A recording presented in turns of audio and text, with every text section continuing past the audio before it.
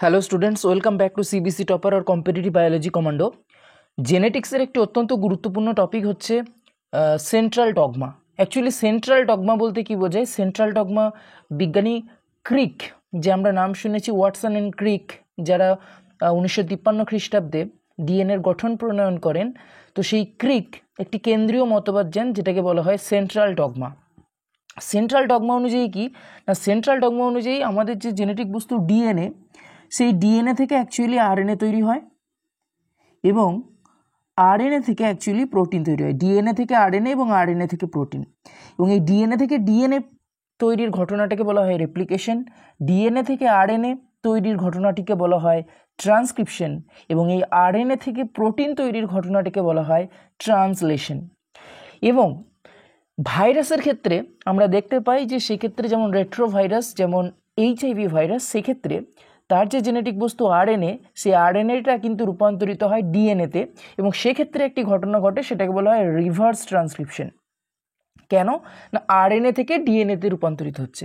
তার মানে আমরা তিনটে জিনিসে ধ্যান রাখবো, সেটা হচ্ছে ডিএনএ থেকে ডিএনএ প্রস্তুতির ঘটনাকে বলা হয় রেপ্লিকেশন, ডিএনএ থেকে আরএনএ তৈরির ঘটনাকে বলা হয় ট্রান্সক্রিপশন, এবং আরএনএ থেকে প্রোটিন তৈরির ঘটনাকে বলা হয় ট্রান্সলেশন। এবং এই পুরো ঘটনাটিকে বলা হয় একত্রে সেন্ট্রাল ডগমা। তো আমরা ফার্স্ট এই ক্লাসে একটু টপিকস জেনে নিচ্ছি, এরপর বেশ কিছু এমসিকিউ সলভ করব। এছাড়া আরও একটি গুরুত্বপূর্ণ বিষয় হচ্ছে জেনেটিক কোড। তো জেনেটিক কোড অ্যাকচুয়ালি কি না, জেনেটিক কোড হচ্ছে আমাদের যে এমআরএনএ, সেই এমআরএনএর উপর অবস্থিত পরপর তিনটি base in the sense nitrogen base ATGC. সেই এমআরএনএ, যেহেতু আরএনএর ক্ষেত্রে আমরা থাইমিন পাবো না, পরিবর্তে ইউ পাবো, তো এই যে এ ইউ জি সি, এই যে চারটে বেসের যে সজ্জাক্রম, সেক্ষেত্রে পরপর তিনটে বেস, যেমন ধরো এ ইউ জি, ধরো পরপর এরকম কিছু বেস রয়েছে, ঠিক আছে, এটা এমআরএনএর উপর আছে, এরকম পরপর তিনটে নিউক্লিওটাইড অর্থাৎ তিনটে নাইট্রোজেন বেসকে একত্রে বলা হয় একটি কোডন। অর্থাৎ প্রতিটি কোডনে কিন্তু তিনটে করে নিউক্লিওটাইড বা নাইট্রোজেন বেস রয়েছে, এবং যাকে তাকে কোডন বলে দেবো না। যদি পরপর অবস্থিত তিনটে নিউক্লিওটাইড একটা নির্দিষ্ট অ্যামাইনো অ্যাসিডকে কোড করে, অর্থাৎ একটা নির্দিষ্ট অ্যামাইনো অ্যাসিডের সংকেত বহন করে, তখন তাকে আমরা বলবো কোডন।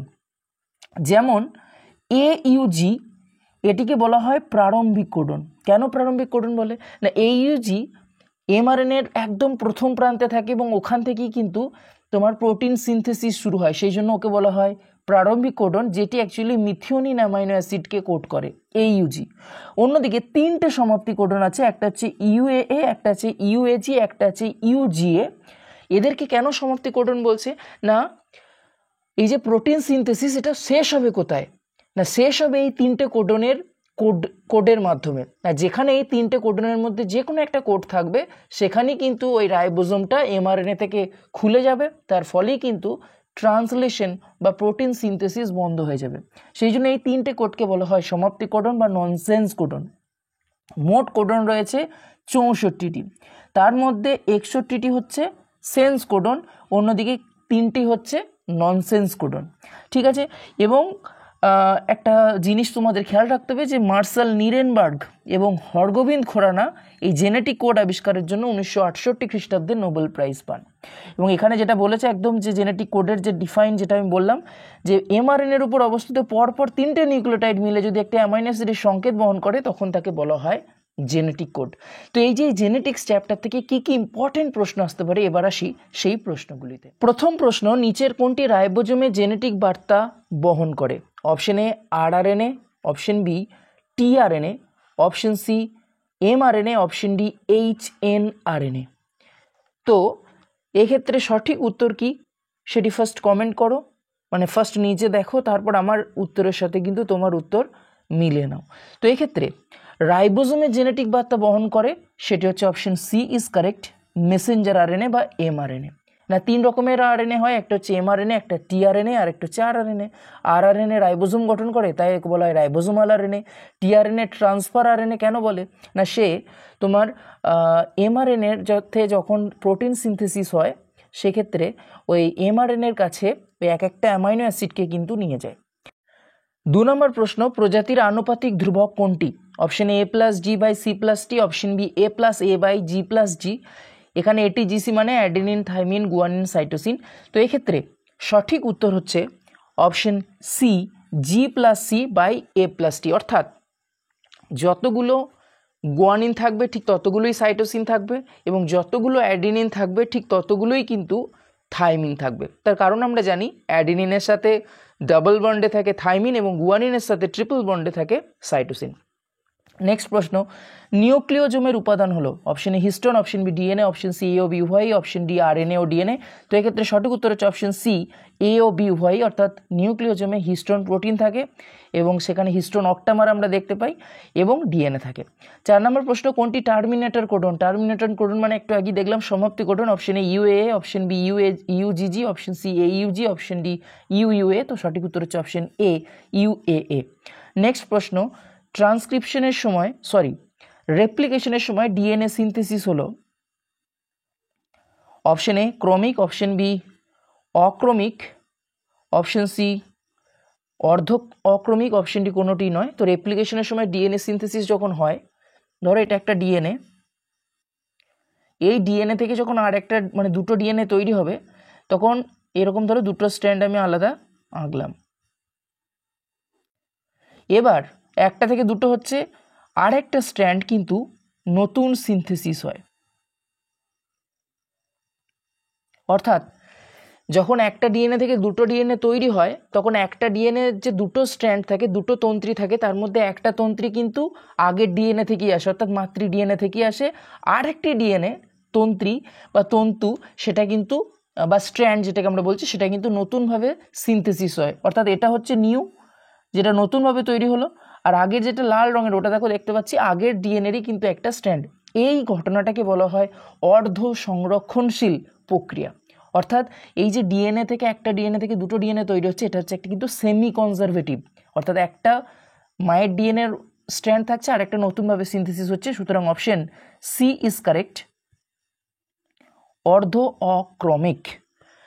নেক্সট প্রশ্নে আসি, যে উৎসেচকের সাহায্যে ওকাজাকি খণ্ডকগুলি যুক্ত হয় তা হলো? Option A DNA polymerase 1, option B DNA polymerase 2, option C DNA ligase, option D DNA polymerase 3। তো অবশ্যই ডিএনএ লাইগেজ হচ্ছে সঠিক উত্তর। ওকাজাকি খণ্ডক যখন নতুন স্ট্র্যান্ড তৈরি হয়, তখন ওই ক্ষুদ্র ক্ষুদ্র অংশগুলোকে বলা হয় ওকাজাকি খণ্ডক, যেগুলোকে কিন্তু ডিএনএ লাইগেজ পরস্পর জুড়ে দেয়, দিয়ে তৈরি করে ল্যাগিং স্ট্র্যান্ড। 7 নম্বর প্রশ্ন, যে পদ্ধতিতে প্রোটিন সংশ্লেষ হয় তাকে বলে? Translation, transcription, translocation, transduction. তো প্রোটিন সিনথেসিসের যে ঘটনাটা, সেটা তো একটু আগেই দেখলাম, option A is correct, translation. Next প্রশ্ন, সেন্ট্রাল ডগমা কোন সংশ্লেষ কাজের জন্য যুক্ত হয়? অপশন এ অ্যামাইনো অ্যাসিড সংশ্লেষ, অপশন বি পলিপেপটাইড সংশ্লেষ, অপশন সি ডিএনএ সংশ্লেষ, অপশন ডি এমআরএনএ সংশ্লেষ। তো সেন্ট্রাল ডগমার একদম শেষ প্রোডাক্ট আমরা দেখতে পেলাম যে প্রোটিন তৈরি হয়, আর প্রোটিনের গঠনগত উপাদান হচ্ছে অ্যামাইনো অ্যাসিড। সুতরাং option A is correct, amino acid সংশ্লেষ। নেক্সট প্রশ্ন আসি। পরবর্তী প্রশ্ন, ডিএনএতে নাইট্রোজেন বেস কোনটিতে দেখা যায় না? অর্থাৎ ডিএনএতে কোন নাইট্রোজেন বেসটি থাকে না? Option adenine, uracil, guanine, cytosine. তো একদম বাচ্চা ছেলের মতো প্রশ্ন, option B is correct, uracil. এটা শুধুমাত্র আরএনএতে থাকে। তো একটা জিনিস মনে রেখো, থাইমিন এবং ইউরাসিলের মধ্যে ডিফারেন্সটা কোথায়? থাইমিন আর ইউরাসিলের মধ্যে একটা বেসিক ডিফারেন্স হচ্ছে, থাইমিনে একটা গ্রুপ থাকে, সেটা হচ্ছে মিথাইল গ্রুপ, CH3 গ্রুপ থাইমিনে থাকে, ইউরাসিলে থাকে না। আদারওয়াইজ পুরো স্ট্রাকচারটাই সেম। থাইমিন এবং ইউরাসিলের মধ্যে যে বেসিক ডিফারেন্স, যে গ্রুপের পার্থক্য, সেটা হচ্ছে methyl group, CH3 group. Next প্রশ্ন আসি, প্রোটিন সিনথেসিসের ইনিশিয়েশন কোডন হলো? ইনিশিয়েশন কোডন মানে প্রারম্ভিক কোডন, আর প্রারম্ভিক কোডন মানে প্রথমেই যে সূচনা ঘটে। Option B is correct, AUG, যেটা মিথিওনিনকে কোড করে। 12 দাগের প্রশ্ন, নিউক্লিক অ্যাসিড থাকে? অপশন এ ভাইরাসে, অপশন বি ব্যাকটেরিয়ায়, অপশন সি স্তন্যপায়ীতে, অপশন ডি জীবনের সমস্ত পর্যায়ে। তো এক্ষেত্রে সঠিক উত্তর হচ্ছে অপশন ডি, জীবনের সমস্ত পর্যায়ে। সমস্ত জীবেই কিন্তু নিউক্লিক অ্যাসিড থাকে। 13 দাগের প্রশ্ন, নিচের কোনটি ডিএনএ থেকে সরাসরি সিনথেসিস হতে পারে না? Option A tRNA, option B rRNA, option C mRNA, option D protein. তো আমরা সেন্ট্রাল ডগমাতেই দেখলাম যে ডিএনএ থেকে আরএনএ হয়, আরএনএ থেকে প্রোটিন, তাহলে প্রোটিন সরাসরি সংশ্লেষ হতে পারবে না। নেক্সট প্রশ্ন আসি। 14 দাগের প্রশ্ন, ডিএনএ অণুর ছোট এককগুলিকে বলা হয়? অপশন এ অ্যাডিনিন এবং thymine, option B purine, option C adenine, option D cistron, muton ও রেকন। তো অবশ্যই এক্ষেত্রে সঠিক উত্তর হচ্ছে option D, not B, cistron, muton এবং রেকন। ডিএনএর ছোট ছোট এককগুলিকে বলা হয় কিন্তু সিস্ট্রন, মিউটন এবং রেকন।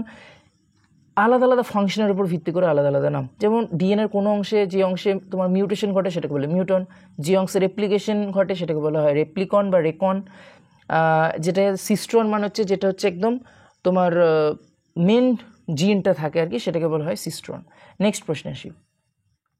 ল্যাক অপেরনে ল্যাক বলতে বোঝায় না, ল্যাক অপেরন অ্যাকচুয়ালি কি, সেটা হচ্ছে আমাদের প্রতিটা কোষের মধ্যে কিন্তু অপেরন রয়েছে।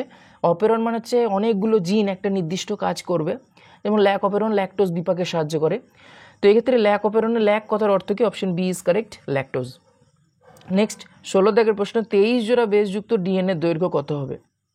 তো আমরা জানি প্রতিটি বেস মানে পরপর দুটো বেস জোড়ার মধ্যে, অর্থাৎ পরপর দুটো বেসের মধ্যে দূরত্ব হচ্ছে 3.4 অ্যামস্ট্রং, এবং একটা পুরো সম্পূর্ণ পাকের দৈর্ঘ্য আমরা জানি 34 অ্যামস্ট্রং। তো এক্ষেত্রে 3.4কে যদি আমরা 23 দিয়ে গুণ করি তাহলে উত্তর পাবো তোমার option C is correct, 78.2। Next প্রশ্নে আসি।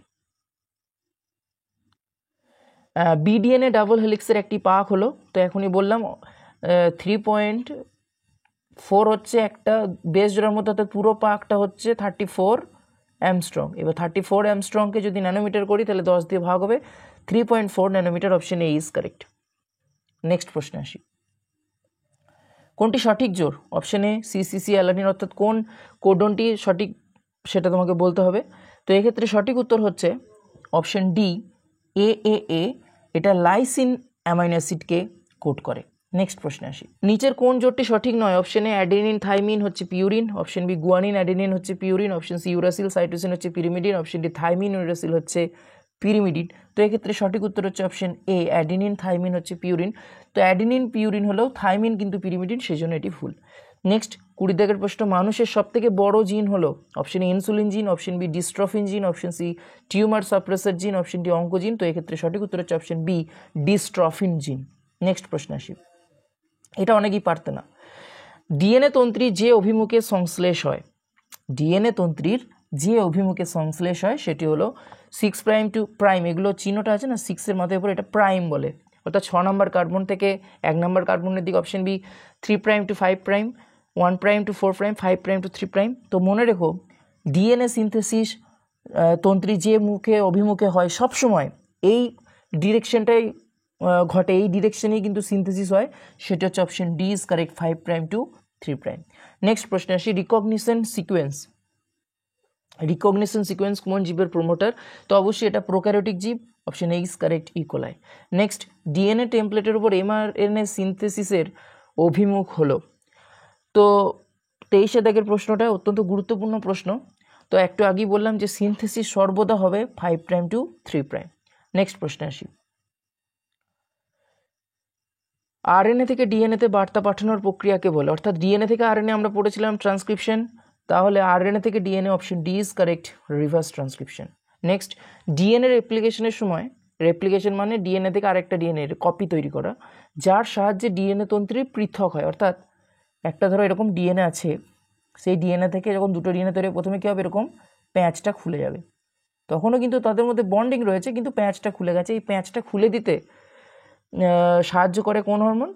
না, এই প্যাঁচটা খুলে দিতে হরমোন বলছি, কোন উৎসেচক, সেটি তোমাকে জানতে চেয়েছে। তো এক্ষেত্রে সঠিক উত্তর হচ্ছে option A is correct, helicase. Helicase actually কী করে, এই যে ডিএনএর মধ্যে যে হাইড্রোজেন বন্ধনগুলো আছে, হাইড্রোজেন বন্ধনগুলোকে কেটে দেয়, তার ফলে দুটো স্ট্র্যান্ড কিন্তু এরকম আলাদা হয়ে যায়।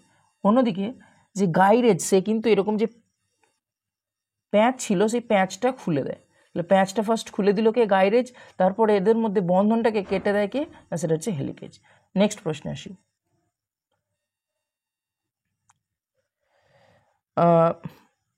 নিচের কোনটি সমাপ্তি কোডন? তো আমরা পড়লাম সমাপ্তি কোডন হচ্ছে ইউইউএ, ইউএজি, সরি সমাপ্তি কোডন হলো ইউএএ, ইউএজি আর ইউজিএ। তো সেক্ষেত্রে সঠিক উত্তর হচ্ছে option B UAA. Next Okazaki খণ্ডকগুলি গঠন করে? অপশন এ সেন্স তন্ত্রী, অপশন বি মাস্টার তন্ত্রী, অপশন সি লিডিং তন্ত্রী, অপশন ডি ল্যাগিং তন্ত্রী। তো আমি এই ক্লাসে প্রথমেই বলেছিলাম option D is correct, lagging তন্ত্রী। নেক্সট প্রশ্ন আসি। ডিএনএর একটি আবর্তে বা পাকে থাকে দু জোড়া বেস, এক জোড়া বেস, 10 জোড়া বেস, 5 জোড়া বেস, তো অবশ্যই অপশন সি ইজ কারেক্ট, 10 জোড়া বেস। 29 প্রশ্ন, প্রোটিন সংশ্লেষের সময় রাইবোজোমের কোন সাইড দিয়ে টিআরএনএগুলি বেরিয়ে যায়? তো অ্যাকচুয়ালি রাইবোজোমের তিনটে অংশ থাকে, একটা যদি রাইবোজোম দেখি তিনটে সাইড থাকে, একদম প্রথমেই থাকে এ অ্যাকসেপ্টার সাইট, তারপরে থাকে পি পলিপেপটাইড সাইট, আর একটা হচ্ছে ই এক্সিট সাইট। তো বেরিয়ে যাবে কোন সাইড দিয়ে? ই সাইড দিয়ে। প্রথমে এখানে টিআরএনএ আসবে, এখানে বসবে, তারপর রাইবোজোমটা মুভ করে আর চলে আসে, প্রথমে এখানে এসে বসে, তারপর যখনই রাইবোজোমটা একটু সরে যায় এই অবস্থানটা চলে যায় পিতে, তারপরে পলিপেপটাইড শৃঙ্খলা অর্থাৎ প্রোটিন তৈরি হয়ে গেলে সে চলে যায় ই সাইডে। এটা মুভেবল, তো এই রাইবোজোমটা মুভ করে এমআরএনএর উপর, ঠিক আছে। তো এই ক্ষেত্রে সঠিক উত্তর হবে বেরিয়ে যায় option A is correct, E site বা এক্সিট সাইট। নেক্সট 30 প্রশ্ন, মিথিওনিন বহনকারী টিআরএনএর অ্যান্টিকোডন হলো। তো মিথিওনিনের কোডন হচ্ছে এইউজি, তাহলে অ্যান্টিকোডন মানে এর ঠিক অপোজিট হবে, তাহলে এ এর বিপরীতে কে আসবে? এ এর বিপরীতে আসবে ইউ, ইউর বিপরীতে কে আসবে? এ, আর জি এর অপোজিটে কে আসবে? সি, কারণ এরাই বন্ডিং করে, তাহলে অ্যান্টিকোডন মানে কি এর বিপরীত কোডন কি হবে? ইউএসি। কোন option? Option B is correct, UAC. Next প্রশ্নে আসি, সমস্ত ননসেন্স কোডনের প্রথম বেসটি হলো ইউ, ইউএ, ইউএজি, ইউজিএ, তো সুতরাং অপশন কি হবে? অপশন ইউ মানে uracil, option D is correct, uracil. Next প্রশ্ন আসি, অ্যামাইনো অ্যাসিডগুলি টিআরএনএ যে স্থানে যুক্ত হয় তা হলো 5 প্রাইম, লুপ, 3 প্রাইম, অ্যান্টিকোডন প্রান্ত। তো এক্ষেত্রে সঠিক উত্তর হচ্ছে অপশন বি, 3 প্রাইম প্রান্ত। তো আমরা যদি একটা টিআরএনএ স্ট্রাকচার দেখি এরকম হয়,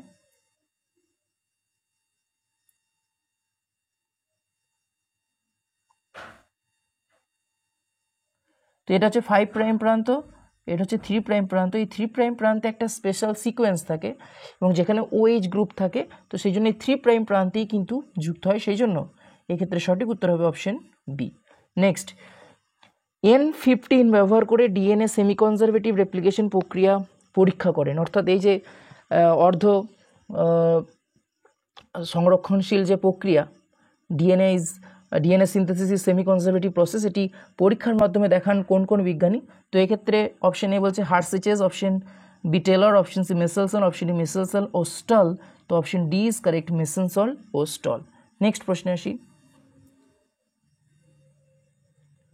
লাইগেজ উৎসেচকের কাজ হলো অপশন এ ডিএনএ খণ্ডগুলি যুক্ত করা, অপশন বি ডিএনএকে ভেঙে দেওয়া, অপশন সি ডিএনএ পুনর্গঠন করা, option D DNA proof reading.